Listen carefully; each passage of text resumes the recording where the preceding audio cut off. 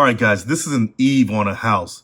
An eave is the part of a roof that extends horizontally beyond the exterior walls. It can be for protection from the weather, shade for cooling, or just a decorative element to the home's design. Well, the eave on this house had deteriorated, pretty much fell apart. So I decided to replace it, measured out the space to 8 feet and 10.5 inches long and 23 and a quarter inches wide. Well, a sheet of plywood is usually 8 feet by 4 feet. I slapped in 8 feet of plywood onto the eave. Simple enough. As you can tell, I had joists to attach it to, but the remaining 10.5 inches didn't have a joist to attach it to, except on one end, and that end was already compromised by termite damage. The other end was pretty much floating in the wind, so I had to come up with an idea to make it work. Took some trial and error, but we made it happen.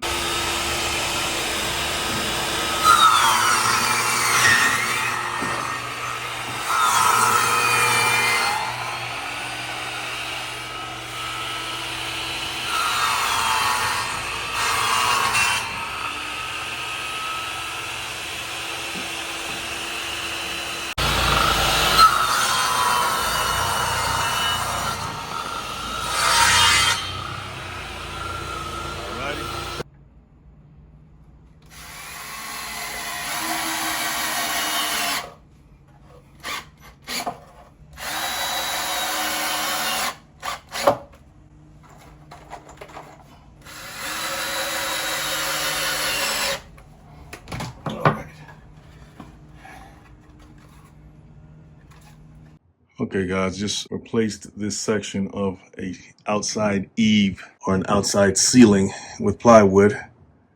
You know, they only sell plywood in 8x4, and this was 8 feet 10 inches. So I have a section here that I have to put in.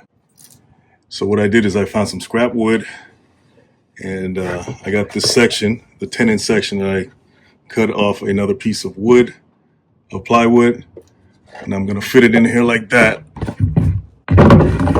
Reason being is, look at this right here.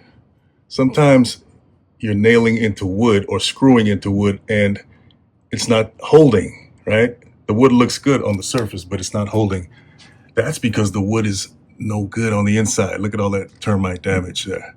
So you may be right on, on point with the wood, and you're thinking, oh, I'm missing the wood while I'm screwing into it because it keeps falling back out. Well, that's because there's nothing in there. Look at that. Termites have gotten to it. Okay? That's why I did this right here. I was going to do this anyway, right? So I got some scrap wood from, the hardware store, and I'm going to kind of, fit it in like that so I would have something to screw into. Now, I thought about replacing this, bad piece of wood here. But the thing about that is, what if the wood behind it is bad? Then you take that out as well. And then what if there's something else behind it that's bad? So it can be a Pandora's box. So I'm just going to try to use the good side here to screw into and not worry about this side. Let's see if this thing will fit. Sometimes, just as long as they see what I'm doing.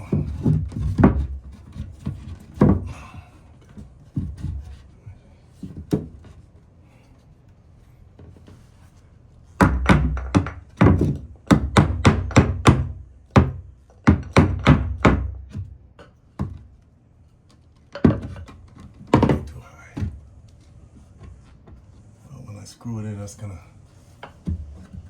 pull them together.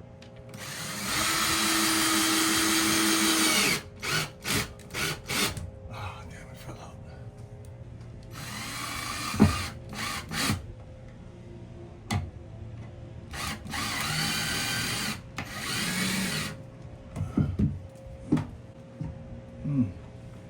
Not a good idea.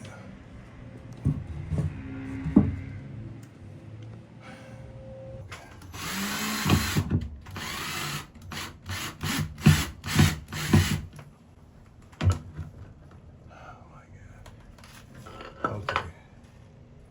This is what gets me. Let me see if I can pull it down. Come on down.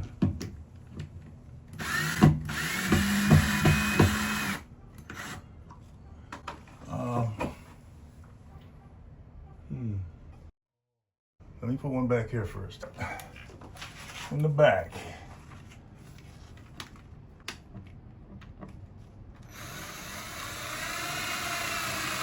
There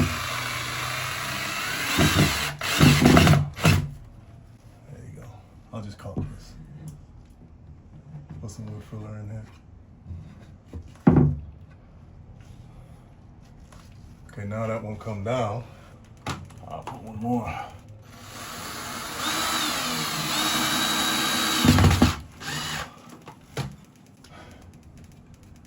So that's the good side of the wood. We saw that this side was deteriorated from the termite damage.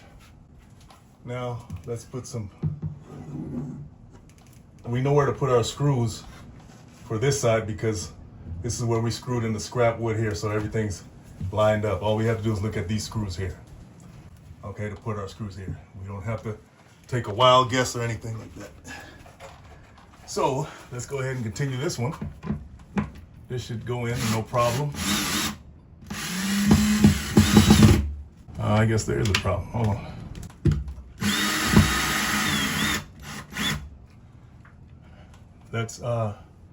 Let's do it over here. Let's start here because we know back here is fastened, so this side shouldn't come down or go up. Well, we'll see. We shall see.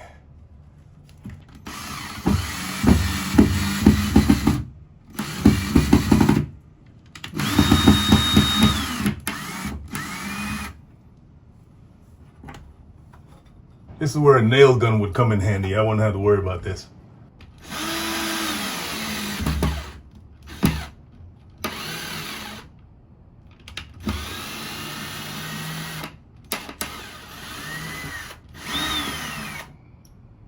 Now there's another way that I can do this. I can put a piece of wood here, screw a piece of wood here, right here, and extends over this line here. That way it'll hold. It'll keep this wood in place. It won't go up like it's going up now because I'll have like a brace here overlapping into this section. And then just take that brace off once I'm done. Let's try that.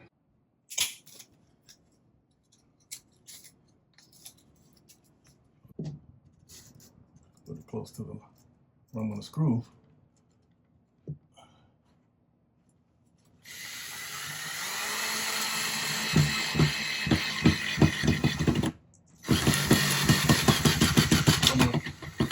No.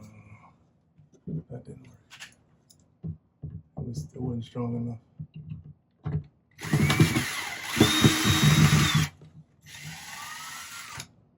Okay, let's try these nails. I'm gonna see if I can nail it in.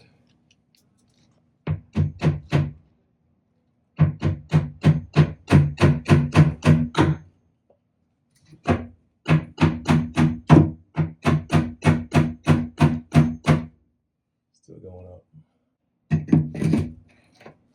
I mean, it's not going anywhere because you have the extensions coming over this side. So it's not coming down. It's just not screwed in. You know what I'm saying?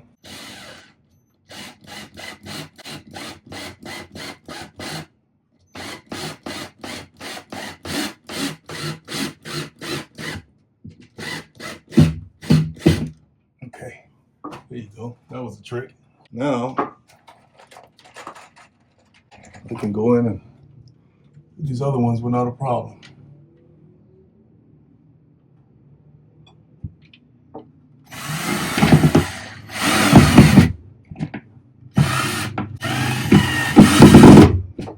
Come on back down. Back down. Come on back down. There you go. Not quite flush, but. So as you see, I went at an angle and that prevented the wood from going up. So you just got to keep trying to figure out different ways to solve the problem.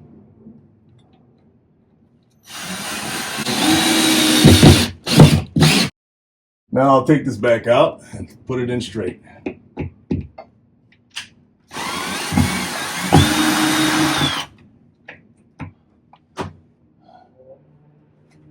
Okay, let's go ahead and do this. Sometimes it's good to make the screws go further into the wood where it's not flush with the wood. That way you can put some wood putty over them and just cover up the screws.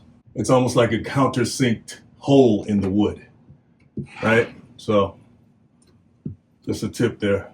All these gaps right here are probably gonna caulk, fill. I'm gonna put some wood putty on the parts that need to be covered. Gotta smooth it out, get it ready for painting. Put the putty on, let it dry, sand it.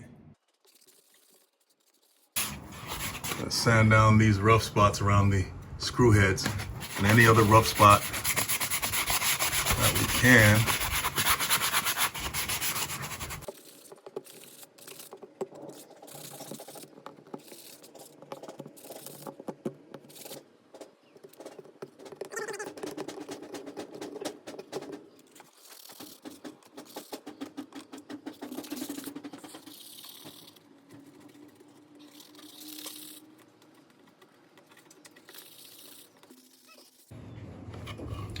Gonna put good old-fashioned wood putty